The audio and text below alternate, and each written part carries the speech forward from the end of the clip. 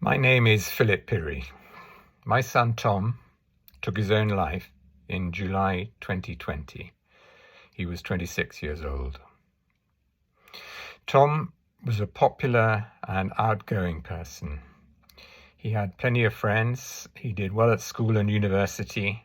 He was keen on sport, especially football.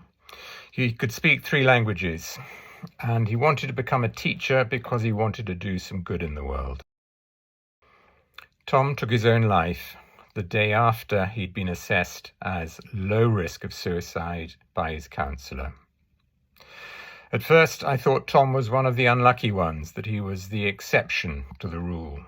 But I was utterly shocked to discover that Tom was not the exception. He was the rule. Of the 17 people who take their lives every day in this country, 5 of them are in contact with mental health services, and 4 of those 5, that is 80%, are assessed as low or no risk at their last contact. Tom's risk assessment consisted of 3 questions. Question 1, do you have suicidal thoughts? Tom answered yes. Question 2, do you have any intentions to take your own life? Tom answered no. Question 3, do you have any plans to take your own life? Tom answered no. On the basis of this crude and invalid assessment checklist, which the counsellor was trained to use, Tom was consistently assessed as low risk of suicide. I know this from the witness statements to his inquest. Knowing Tom, it would have been a big deal for him to admit having suicidal thoughts at all. And I think this is probably common in a lot of men. I suspect what happened was that Tom was testing the water to see how his counsellor would react.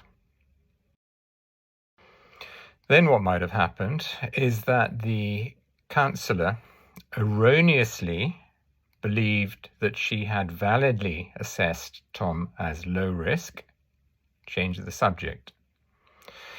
Tom in turn would have received the message that the counsellor was not interested in exploring his suicidal thoughts any further.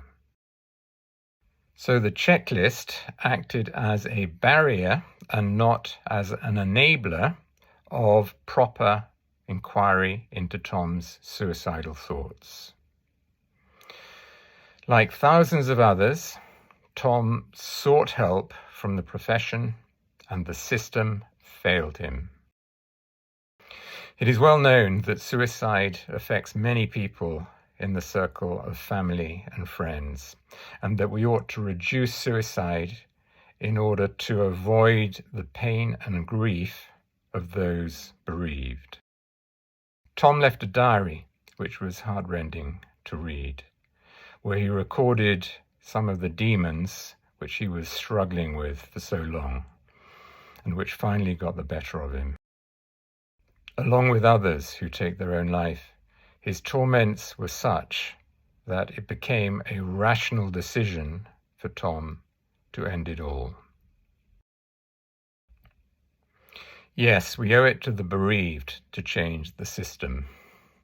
But even more, we owe it to those who, like Tom, go through unendurable suffering and are no longer with us.